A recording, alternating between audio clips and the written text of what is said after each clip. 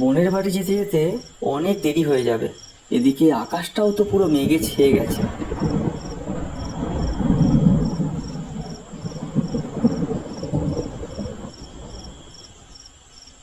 আশেপাশে তো কোনো লোকজনও দেখছি না। ভুল স্টেশনে নেমে পড়লাম না তো? দেখি তো।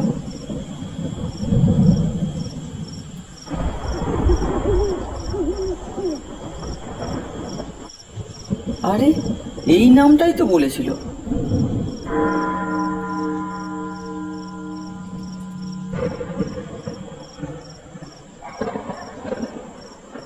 ইস, রাত 12টা বেজে গেছে। ছি ছি, প্রথমবার বোনের শ্বশুর বাড়ি যাচ্ছি। ওর বাড়ির লোক কি ভাববে কে জানে। বলে সে হন্তদন্ত হয়ে স্টেশন থেকে বেরিয়ে আসে।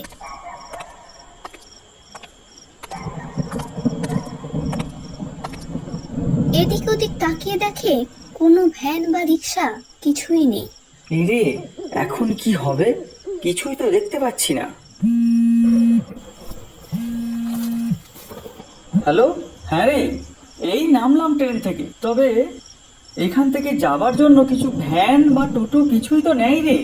শোন, স্টেশনে কিছু না পেলে একটু এগিয়ে এসে দেখ কিছু পাস কিনা, না হলে 15 মিনিটের হাঁটা পথ। অগত্যা সে হাঁটতে শুরু করে।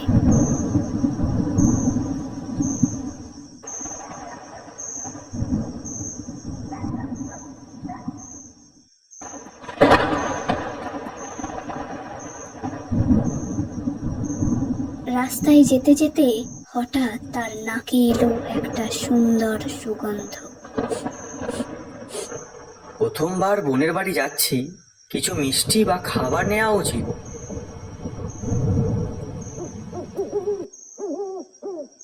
কিন্তু এখানে গাছপালা ছাড়া তো আর কোনো দোকান দেখতে পাচ্ছি না, শুধু গাছ আর গাছ। সারা গ্রামটা এখন যেন স্তব্ধ হয়ে আছে। পথে ঘাটে আলো নেই বললেই চলে। রাস্তার দুপাশে অজস্র গাছ যেন একে অপরের সাথে জট পাকিয়ে দাঁড়িয়ে আছে।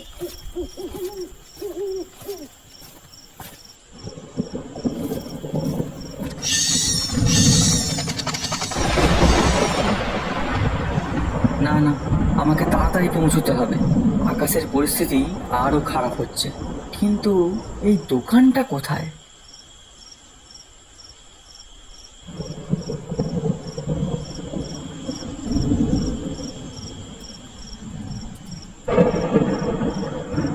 আশেপাশে তো কোনো জনবসতি আছে বলে আমার মনে হচ্ছে না।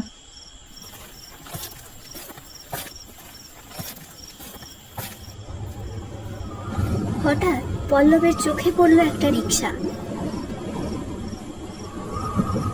সে কিচ্ছু না ভেবে রিক্সার দিকে এগিয়ে গেল। ওহ, এই প্যাচ প্যাচে গরমে ঘরের মধ্যে একটু আর থাকা যাচ্ছে নি গো। ওরে বাপরে, কি মশান কামড়াচ্ছে গো। উফ, বলছি দাদা, এখানে কি কাছাকাছি কোনো খাবারের দোকান আছে? মানে ওই ধরুন মিষ্টি, সিঙ্গারা এই জাতীয়। কিন্তু বাবু, এখন তো পুরো গ্রাম ঘুমোচ্ছে, আর আপনি এত রাত্রে একা একা কোথায় যাচ্ছেন বলুন তো? এই তো দাদা, সামনে মিনিট 20 হাঁটা পথ। তবে আপনি যদি একটু এগিয়ে দিতেন। না না বাবু, আপনি এত রাত্রিবেলা এইভাবে একা একা যাবেননি। আজ রাতটুকু আপনি বরঞ্চ আমার এই গরিবের বাড়ি কি থেকে যান না বাবু। কাল কাল সকালেই আমি আপনাকে নাইমে দিয়ে আসবো। না না, ঠিক আছে, আমি একাই চলে যাচ্ছি। কাল গেলে হবে না দাদা, ধন্যবাদ।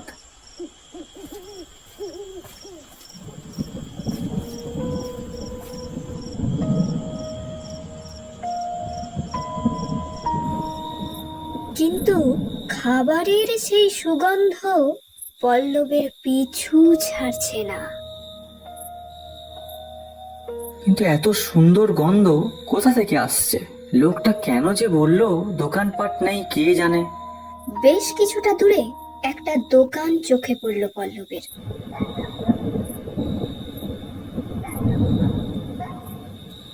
পল্লব কিছু না ভেবে সেই দোকানের দিকে এগিয়ে গেল। আসেন আসেন বাবু, আসেন। আমার দোকানে সব জিনিস একদম গরমা গরম পাবেন। কোনটা দেব বাবু?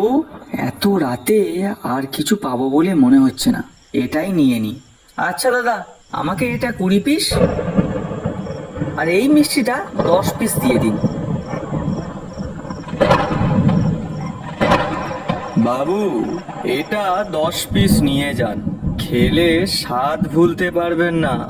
আচ্ছা, যখন বলছেন দিয়ে দিন 10 পিস।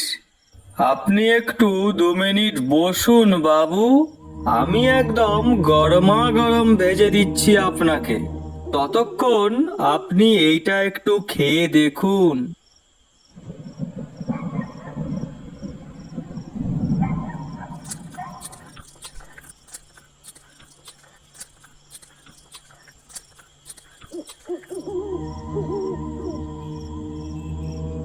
পল্লব খেতে খেতে হঠাৎ লক্ষ্য করে ওই দোকানে কোনো রকম হাতা না নিয়ে হাত দিয়ে গরম তেলের মধ্যে নাড়াচাড়া করছে।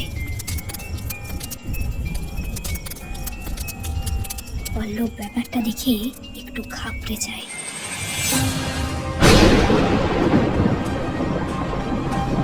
তখনই দোকানদার কিছু না দেখেই বলে ওঠে, কি হয়েছে? এত ঘামতেছেন কেন বাবু? জল খাবেন?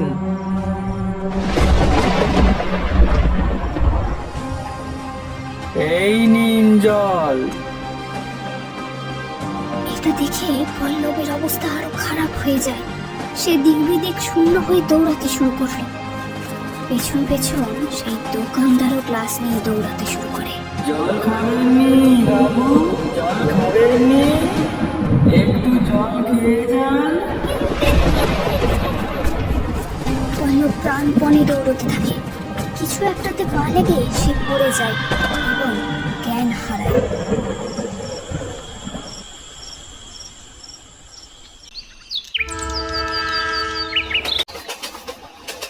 কিছুক্ষণ পর পল্লবের হঠাৎ ঘুম ভেঙে যায়।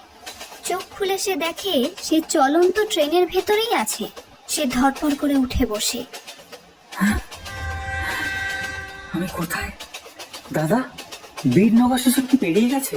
আরে না না দাদা, এর পরের স্টপেজটাই তো বীরনগর। ধুর, ট্রেনটা যা দেরি করছে। রাত 10টায় ঢুকানোর কথা ছিল, সেখানে সকাল 10টা তো পেরিয়েই গেল। ধুর।